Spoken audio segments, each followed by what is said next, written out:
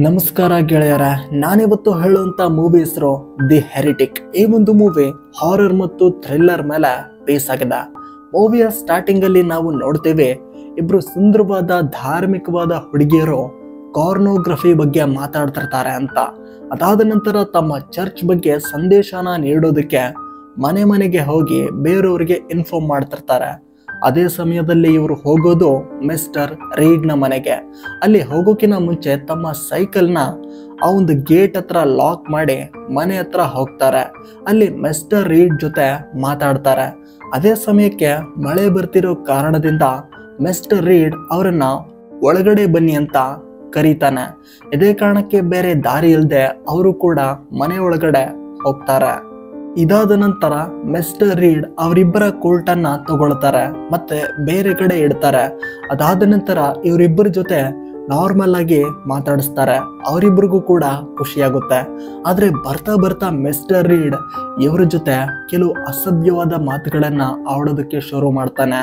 ಇದೇ ಕಾರಣಕ್ಕೆ ಅವರಿಬ್ಬರಿಗೂ ಅನ್ಸುತ್ತೆ ಈ ವ್ಯಕ್ತಿ ಸ್ವಲ್ಪ ವಿಚಿತ್ರ ಅಂತ. ಇದಾದ ನಂತರ ನಾವು ನೋಡ್ತೇವೆ, ಮಿಸ್ಟರ್ ರೀಡ್ ಅವರಿಬ್ಬರಿಗೂ ಏನಾದ್ರೂ ತಿನ್ನೋದಕ್ಕೆ ಕೊಡೋಣ ಅಂತ ಒಳಗಡೆ ಹೋಗ್ತಾರೆ. ಅದೇ ಸಮಯಕ್ಕೆ ಆ ಇಬ್ರು ಹುಡುಗಿರು ಅಲ್ಲಿಂದ ಹೋಗ್ಬೇಕು ಅಂತ ನಿರ್ಧಾರ ಮಾಡ್ತಾರೆ. ಇನ್ನೇನು ಡೋರ್ ಹತ್ರ ಹೋಗ್ತಾರೆ, ಅವ್ರಿಗೆ ನೆನಪಾಗುತ್ತೆ ಅವರ ಸೈಕಲ್ನ ಕೀ ಆ ಕೋರ್ಟ್ನ ಜೇಬ್ನಲ್ಲಿದೆ ಅಂತ. ಅದಲ್ಲದೆ ಡೋರ್ ಕೂಡ ಲಾಕ್ ಆಗಿರುತ್ತೆ. ಈ ಡೋರ್ನ ಹೇಗಾದ್ರೂ ಓಪನ್ ಮಾಡಿ ತಪ್ಪಿಸ್ಕೊಳ್ಬೇಕು ಅಂತ ಪ್ರಯತ್ನ ಮಾಡ್ತಾರೆ. ಆದ್ರೆ ಡೋರ್ ಓಪನ್ ಆಗ್ತಿರೋದಿಲ್ಲ. ಇದೇ ಕಾರಣಕ್ಕೆ ಮಿಸ್ಟರ್ ರೀಡ್ನ ಬಳಿ ಹೋಗಿ, ಚರ್ಚಿಂದ ನಮಗೆ ಕಾಲ್ ಬಂದಿದೆ, ತಡ ಆಗ್ತಿದೆ, ಬೇಗ ನಾವು ಹೋಗ್ಬೇಕು ಅಂತ ಆ ಹುಡುಗಿಯರು ಕೇಳ್ಕೊಂತಾರೆ.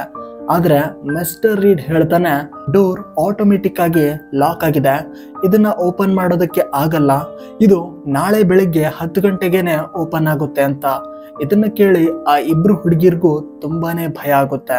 ಬೇರೆ ದಾರಿ ಇಲ್ವಂತ ಕೇಳಿದಾಗ ಮಿಸ್ಟರ್ ರೀಡ್ 2 ಬಾಗಿಲುಗಳನ್ನ ತೋರಿಸ್ತಾರೆ. ದೇವರಲ್ಲಿ ನಂಬಿಕೆ ಇದ್ರೆ ಆ ಒಂದು ಡೋರಲ್ಲಿ ಹೋಗಿ, ದೇವ್ರ ಮೇಲೆ ನಂಬಿಕೆ ಇಲ್ಲ ಅಂದ್ರೆ ಈ ಒಂದು ಡೋರಲ್ಲಿ ಹೋಗಿ ಅಂತ ಅವರಿಗೆ ಇನ್ಫಾರ್ಮ್ ಮಾಡ್ತಾನೆ. ಅಕಸ್ಮಾತ್ ತಪ್ಪು ಡೋರ್ನ ಚೂಸ್ ಮಾಡಿದ್ರೆ ಪರ್ಮನೆಂಟ್ ಆಗಿ ಅಲ್ಲೇ ಕೊಳಿತಾ ಇರಬೇಕಾಗುತ್ತೆ ಅಂತ ಇವರಿಗೆ ಇನ್ಫಾರ್ಮ್ ಮಾಡ್ತಾನೆ.